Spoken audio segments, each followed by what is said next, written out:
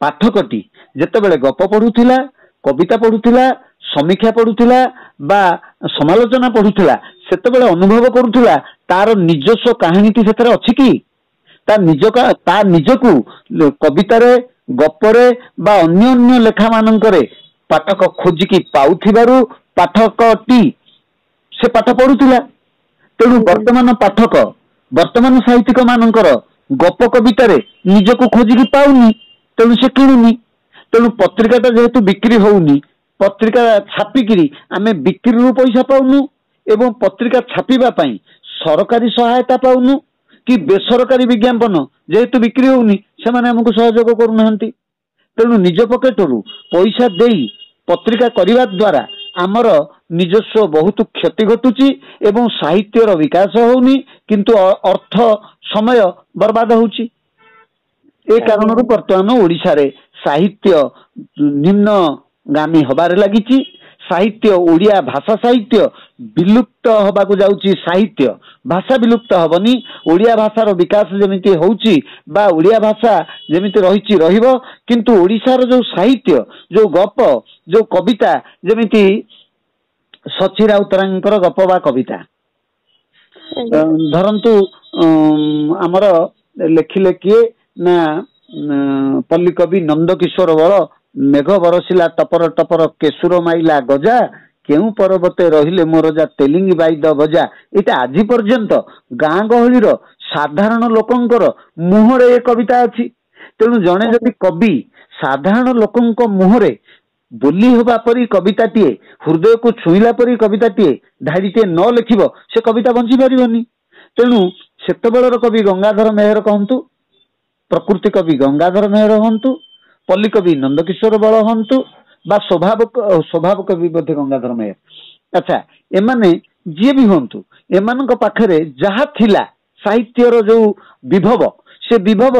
वर्तमान साहित्यिक मानक पाखरे नाहंती। कारण वर्तमान जो साहित्यिक जन्म नौचंती केते जन सेमानक भितरे केवल साहित्यिक बोली देखै होबा छड़ा साहित्य प्रवृत्ति तांको पाखरे नाही। जो माने साहित्य साधन करूचंती अन्य पूर्वसूरी मानकर साहित्य को पढ़ुचंती से माने किछि किछि साहित्य सृष्टि करूचंती। रमाकांत रथ एबे देहांत हेइचंती नगदरे। रमाकांत रथ जने सरकारी स्तरर उच्च पदस्थ अधिकारी माने ओडिशा राज्यर से थिले चीफ सेक्रेटरी मुख्य सचिव राज्यर मुख्य सचिव थिले एवं जने विशिष्ट कवि थिले जहांक कलमरू श्रीराधा बोली गोटे काव्य प्रकाश पाइला। श्रीराधा को आम ओडिशा रे विशिष्ट साहित्यिक माने तो बुझी पारि नाहंती एवं साधारण लोक बुझिबे केमिति। जदि साधारण लोकंक पाखरे साधारण लोकंकर कथा गाल्पिक बा कवि मानकर कलम रे फुटिलानी ताले से साहित्य से गप कविता मोटे बंची पारिबनी।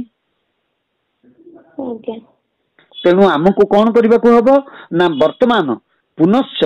आमे आमर पूर्वसूरी मानकर साहित्य को भल भाव रे पढ़िबा को हबो। ओडिया भाषा उपरे मननशील भावे भाषा को अनुकरण करने को हबो। जेमिति मु आपन को गोटे प्रश्न पचारुछि पल्ली कवि नंद किशोर बळंकर से जो कविताटी से कविताटी कौन ना मेघ बरसिला टपर टपर केशुर माइला गजा ताकू जतले गोटे चलचित्र करागला शिव मिश्र बोली जणे प्रयोजक से ताकू बा लेखक लिरिसिस्ट से ताकू नेई कौन कले ना मेघ बरसिला टुपुरु टुपुरु केशुर माइला गजा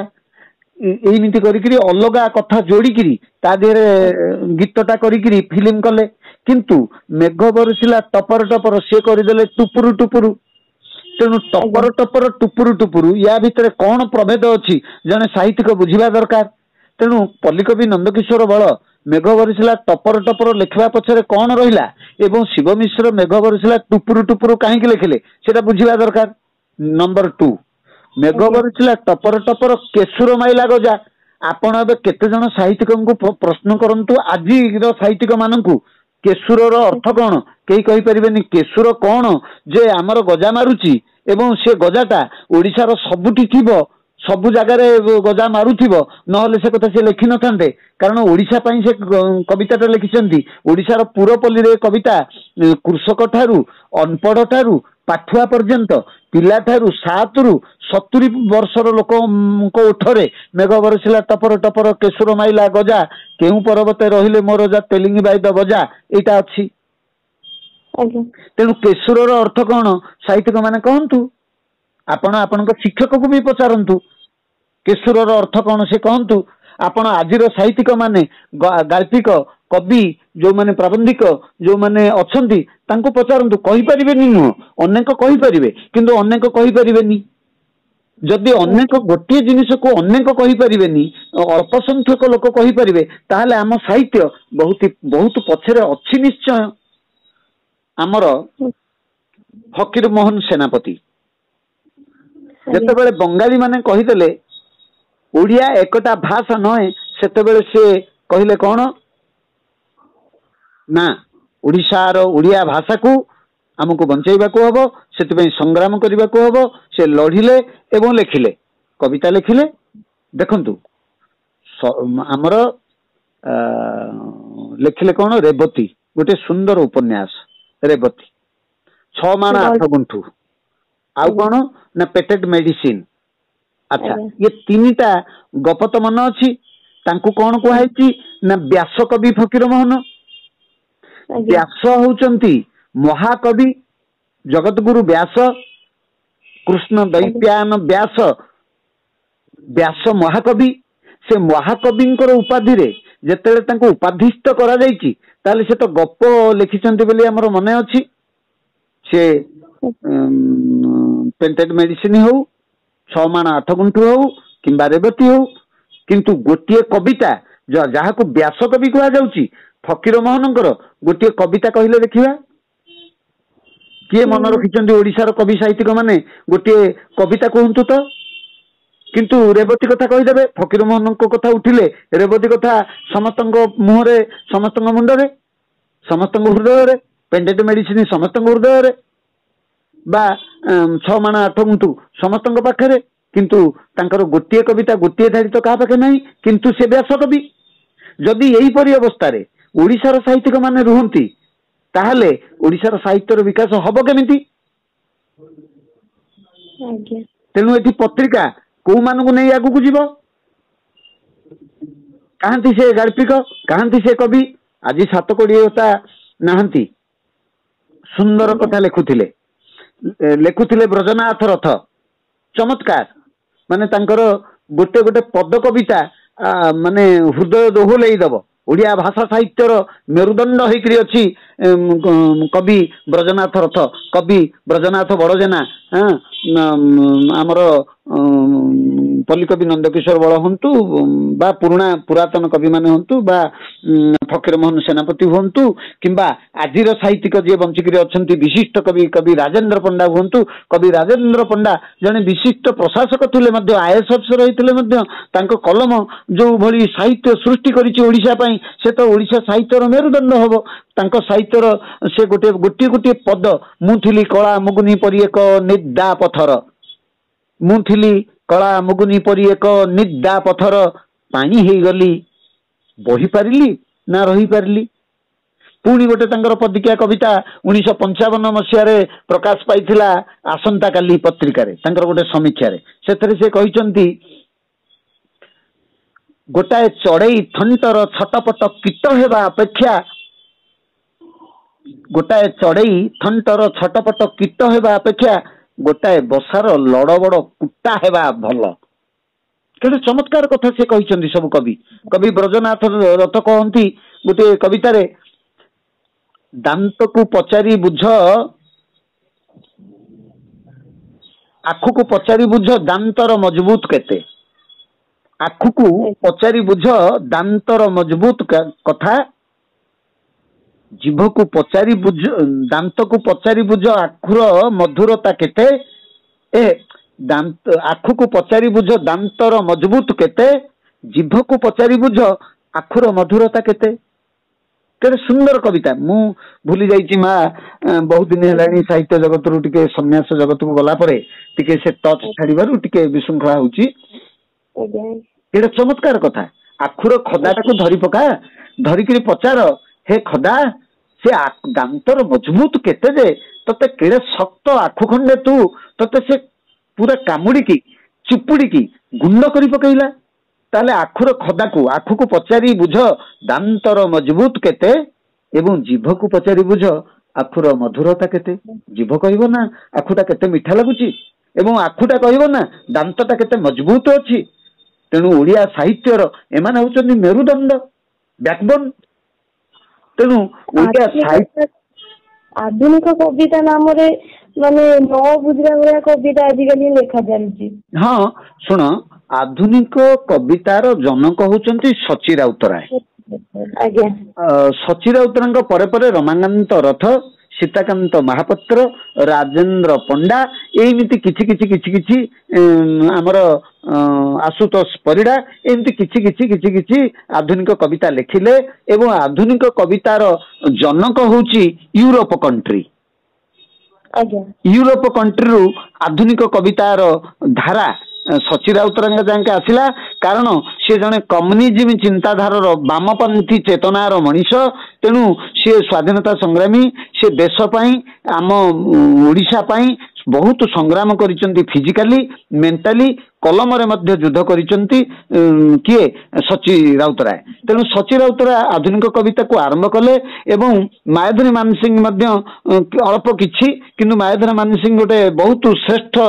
प्रेम कविता को नेकिरी उच्च स्तर रे हमर रखिथिले एवं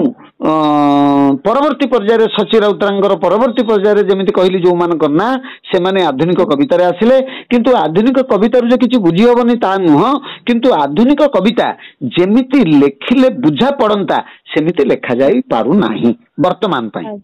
किंतु सची राउतर जो आधुनिक कविता लिखिचंती बा अन्य किए किए राजेंद्र पंडा किछि कथा लिखिचंती किछि कथा बुझी होउची होउनी नुई किछि कथा बुझी होउची जतिपति पढुथिबा कविता को बुझिबाकू जते भलो लागे बोलिबाकू जेमती मेघ बरसिला टपर टपर कविता बा अन्य मानकर बहुत सुंदर प्रश्न पार्षणी जेमती लिखिचंती बाई चढ़ेई कू कही देबी मुही तोई देव नीड़ती पक्षी चढ़ बाई चढ़ेई कू कही देबी मुही तोरी देव नीड़ती पक्षी माने तोते सुनाई बेनीति गाई गाई गीतटी कागज उपरे पद्य पद जेउ परी अंके कवि फूलर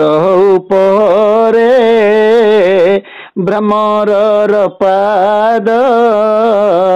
सेई परी जाए दवी पहाड़ उपरे बौदर पाद सही परी बाजुथाऊ मो छाती उपरे तो पाद थोई दे निर्वाण मोर है। ये कवितार प्रारंभ होची से कहउचंती कवि जे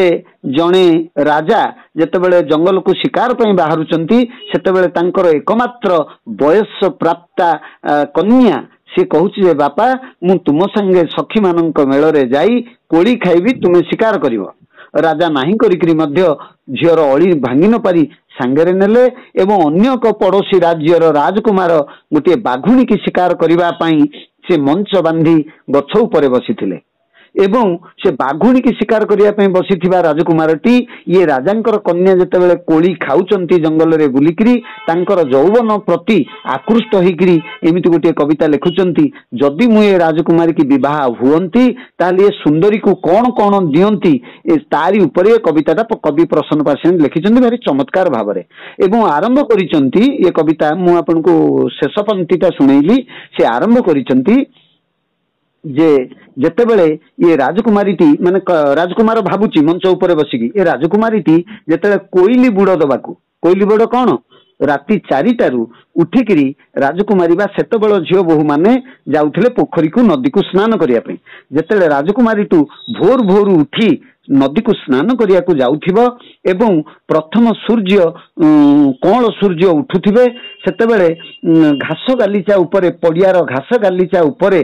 काकर बिंदु माने पड़िथिबे से काकर बिंदु उपरे सूर्यंकर किरण पड़िकी से सुना परी झलुसुथिबो ए सुंदरी नारीटी ता गोरा गोरा पाद जेतेबेले से घास गालीचा उपरे पकेकी पाद पर पाद आगु को बढ़ुथिबो सेतेबेले ता नख कोण मानंकरे ये घास बिंदु घासर अग्रभाग रे लागिथिबा काकर बिंदुटी सुनार मुक्ता परी बा मुक्ता परी तार नख कोण कोण मानंकरे पसी पसी जाउथिबे सेठी कविता से लिखुचंती पाद से लिखुचंती मु भूली जाइछि जे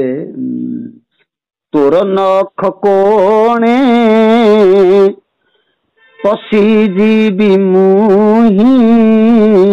काकर तो पाटे होई ए सुंदरी तुमर रूप यौवन तुमर रूप लावण्य एते मते मुग्ध मोहित करिछि जे मु से काकर बिंदाटा हेकी रही जानती कि से घास अग्रभाग जी तुमर से पादर नख कोण कोण मानक पशि पशि जाती माने राजकुमार भाबुचंती ताहले जणे कवि केते प्रेमर केते उच्च मान को जाई पारे एबे प्रेमिकटी तार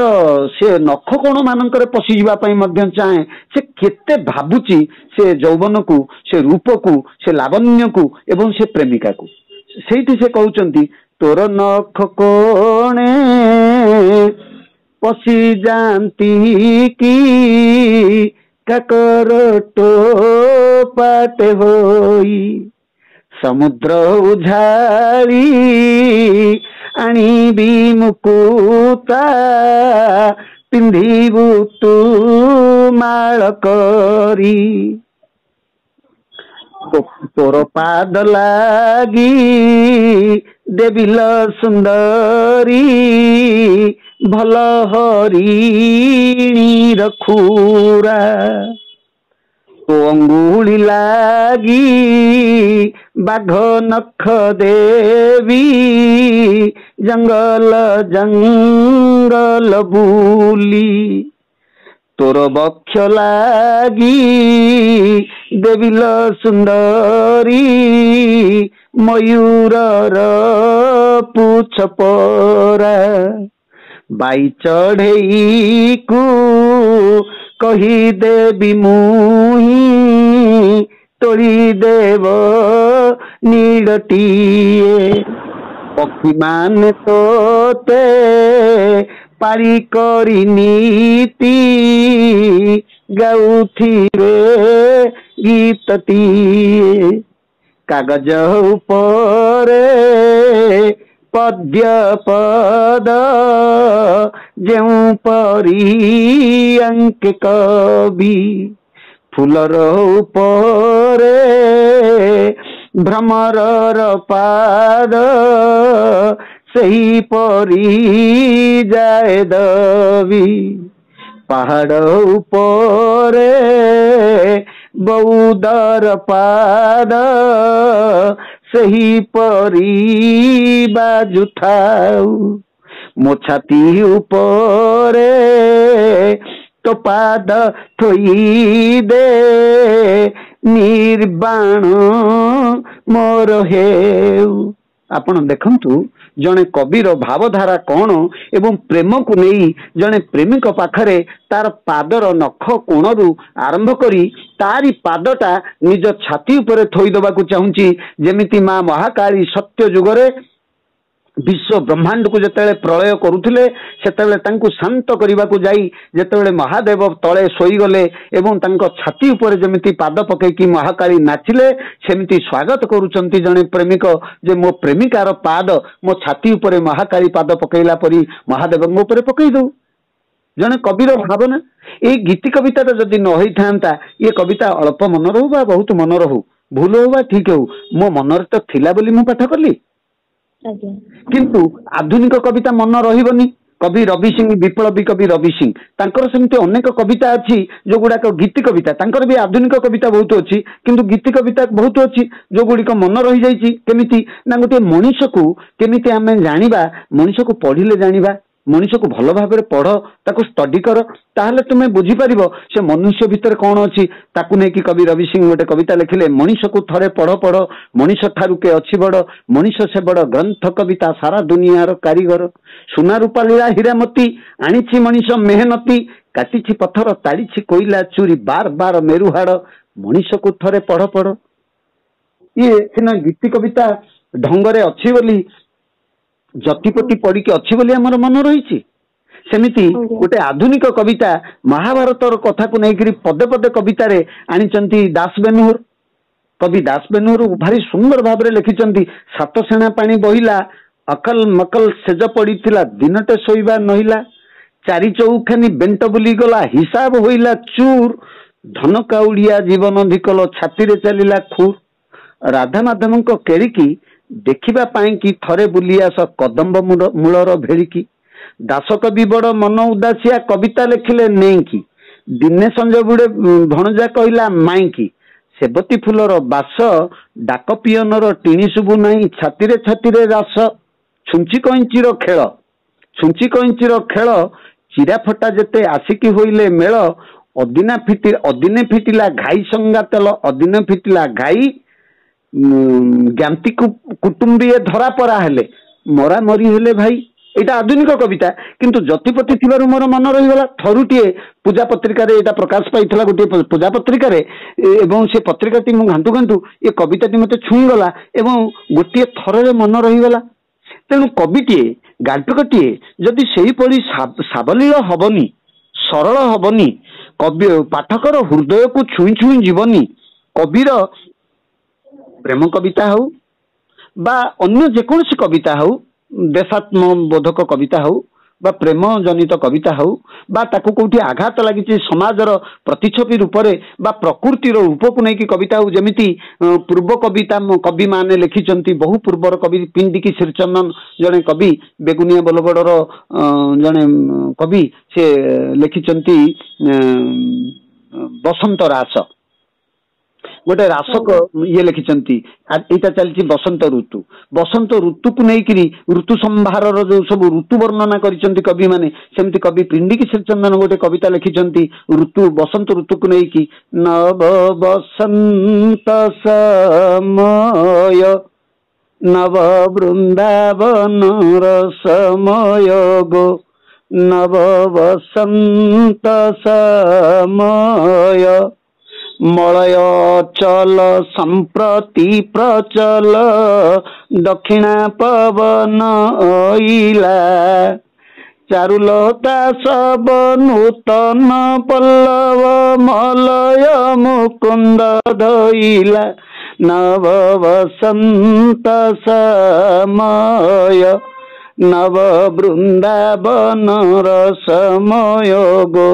नव वसंत समय तेरे चमत्कार भाव उपस्थापन करिसेंती गोटे बसंत ऋतु को नहीं कुकुड़ा देह धक्का खाई आसे महुर सुरई लिखिं सची राउतरा सेमती बहुत कवि बसंत ऋतु को नहीं जमी बसंत ऋतु रे कुसुमा कर बोली श्रीमद भगवत गीता भगवान श्रीकृष्ण कहते अर्जुन को ऋतुरे बसंत हूँ श्रेष्ठ कुसुमा कर अर्थ जे ऋतुराज बसंतर आगमन रे पुष्प माने फुटी जाती स्वागत करती कोईली महुरी बजाए तार कोईली कंठरे याकू गंगाधर मेहर मध्य तांकर ये भारी बहुत सुंदर भाव में बसंत वर्णना करिसेंती तेणु कवि माने केतले नदीर वर्णना केतले वन जंगलर वर्णना पशु पक्षींकर गान को लेकिन वर्णना ऋतु को लेकिन ऋतु संभार वर्णना केतले आधुनिक कविता केतले रीति कविता कि रीति साहित्य एमती अनेक कथा सृष्टि करिसेंती ओडिशा साहित्य रे आकु नै कि गवेषणा होउनी तुमे जेमिति आज गवेषणा करबा को आछो ओडिया पर्व साहित्य पत्रिका को मु गवेषणा करिवि तेनु संतोष साहू को दुई पद पचारिबि तांगटु किछि बुझिबि सेमिति जदि उद्यम आरंभ हबो ताले ओडिशा साहित्य ओडिया भाषा बंची रहइबो नले डुबी जिवो एथि मा पाठ किछि काम करनी ये फकीर मोहन केते पाठ पढितले केते पाठ पढितले कवि हमर गंगाधर मेहर तृतीय केते पाठ पढितले पल्लीकवि नंदकिशोर बळ केते पाठ पढितले कवि रवि सिंह पाठ शिक्षागत योग्यता एठी बड़ नु एठी प्रतिभाटा बड़ कौन अच्छी प्रतिभा है लोक पाखरे से प्रतिभा को देखा हम मु भी बहुत कविता माँ लिखी से कविता मान भितर तुमको तो देती काव्य क्षुद्र काव्य देवी एवं श्यामली बोली गोटे देइछि आहुरी 5टा पुस्तक मोर अच्छी तुम पाइपारिन एवं ता भितर मध्य मु बहुत आधुनिक कविता लिखिछि एवं रसाल कविता भी लिखिछि आधुनिक कविता भितर गोटे छोट कविता मोर अच्छी घास को नहीं कि ये से घास जे पाद तले दला चकटा हेउथाए अहरह आउ ये से घास जे गाईर पन्नारे क्षीर ही फुटुथाए टकमक ये से घास जे घोड़ार धमनी रे एक रक्त ही धाउथाए चिरकाल ये से घास जी एक भंगा स्तूप उपरे ठिया है गोटाए इतिहास को ध्वंस करने को संकल्प नहीं ये से घास केते चमत्कार भाव में यहाँ जन्म नेला गोटे घास सी कहूँ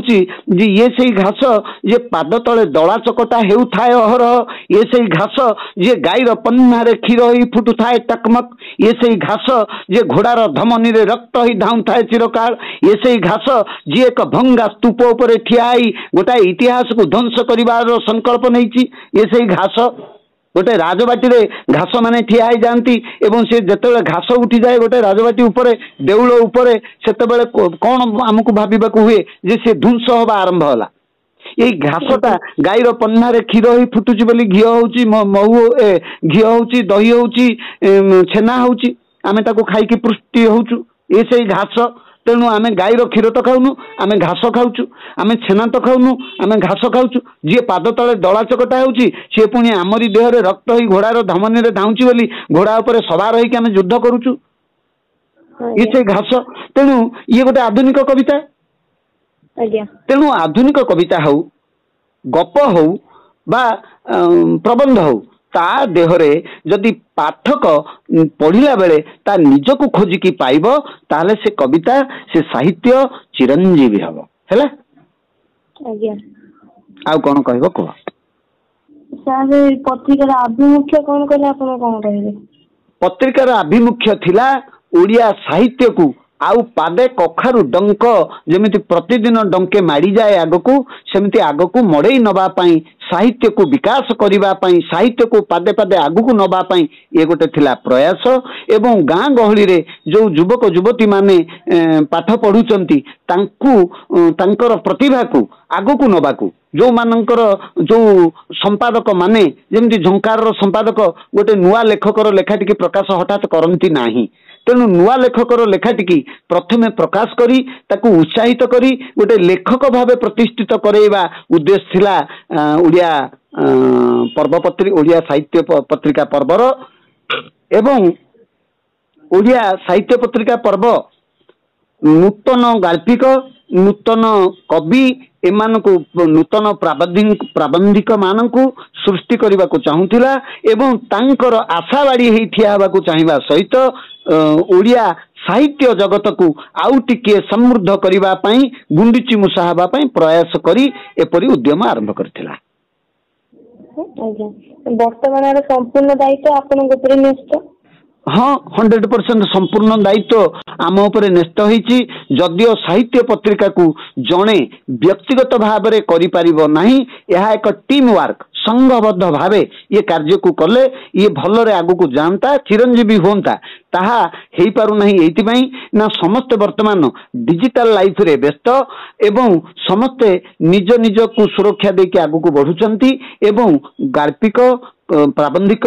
कवि साहित्यिक लेखक मानकर जदि सहयोग न मिलिबो कौनसी साहित्य पत्रिका बंची परिबनी खाली अर्थ मिलिले जे साहित्य पत्रिका आगु जीव ता नु गोटे भल लेखकर भल लेखाटी जदि न मिलिबो ताले साहित्य पत्रिका आगु जाई परिबो नाही आज्ञा सर ଏଇ ପତ୍ରିକା ଯୋଉମାନେ ସବୁ ଲେଖା ଲେଖି କରୁଛନ୍ତି ତା ମଧ୍ୟରୁ ପ୍ରତିଷ୍ଠିତ ବ୍ୟକ୍ତିତ୍ୱ କେଉଁମାନେ?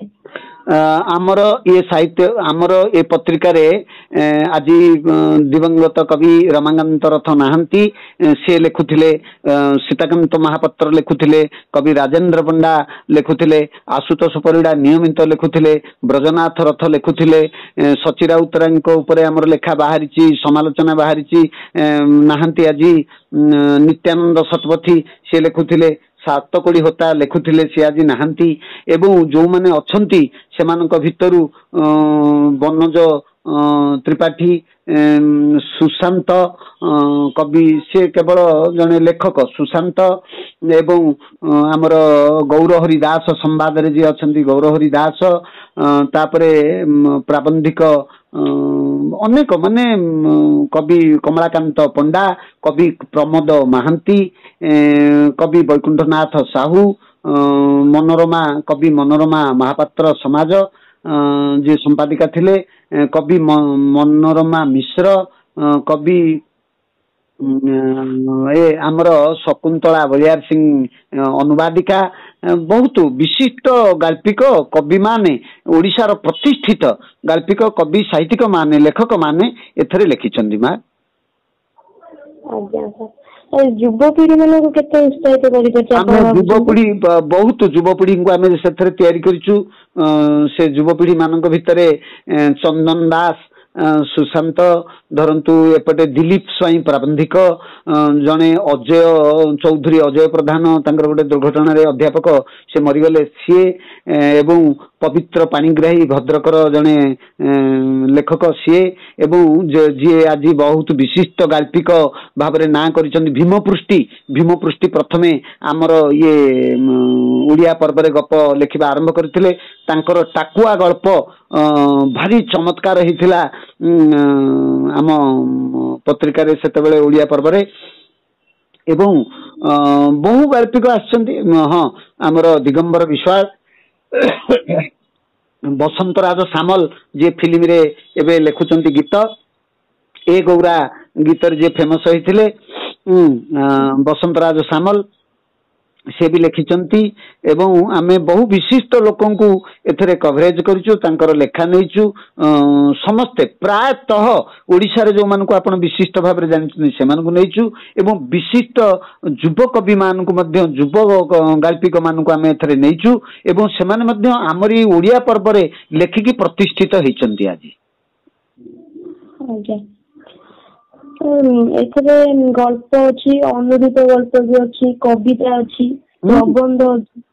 କିନ୍ତୁ ଉପନ୍ୟାସ ନାଟକ ତ କାହିଁ ପ୍ରକାଶ ପାଇନି? ଉପନ୍ୟାସ ପ୍ରକାଶ କରିବାକୁ ହେଲେ କ୍ଷୁଦ୍ର ଉପନ୍ୟାସଟା ସର୍ବନିମ୍ନ 50 ପୃଷ୍ଠା ନହେଲେ ଗୋଟିଏ କ୍ଷୁଦ୍ର ଉପନ୍ୟାସ ହେଇପାରିବ ନାହିଁ। ଏବଂ 50 ପୃଷ୍ଠାର ଗୋଟିଏ ଉପନ୍ୟାସ ପ୍ରକାଶ କରିବାକୁ ଆଉ ମିନିମମ୍ 20,000 ଟଙ୍କା ଆମ ପାଖରେ ନଥାଏ। ତେଣୁ ଆମେ ଗୋଟିଏ ଉପନ୍ୟାସକୁ ଏଥିରେ ପ୍ରକାଶ କରିବା ପାଇଁ ଆମ ପାଖରେ ଯେହେତୁ ଆର୍ଥିକ ସମ୍ବଳ ନଥାଏ, ଆମେ ତାହା କରିପାରୁନା। ଗୋଟିଏ ଗପ ବେଶୀ ବଡ଼ରେ 10 ପୃଷ୍ଠା ପର୍ଯ୍ୟନ୍ତ ଯାଏ, ଗୋଟିଏ କବିତା ବେଶୀ ବଡ଼ରେ 3 ପୃଷ୍ଠା ପର୍ଯ୍ୟନ୍ତ ଦୀର୍ଘ କବିତା ଯାଏ। ନଚେତ କବିତା ଗୋଟିଏ ପୃଷ୍ଠାରେ A4 ସାଇଜରେ 3ଟି କବିତା ଦେଇ ହୁଏ, କ୍ଷୁଦ୍ର କବିତା। କିନ୍ତୁ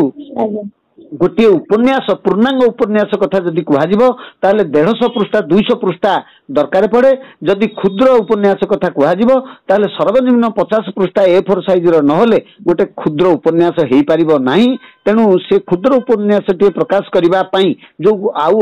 ଅଧିକ ଅର୍ଥ ଆମ ପାଖେ ସେ ସମ୍ବଳ ନଥିବାରୁ ଆମେ ସେଥିରେ ଅସମର୍ଥ ହେଇଛୁ।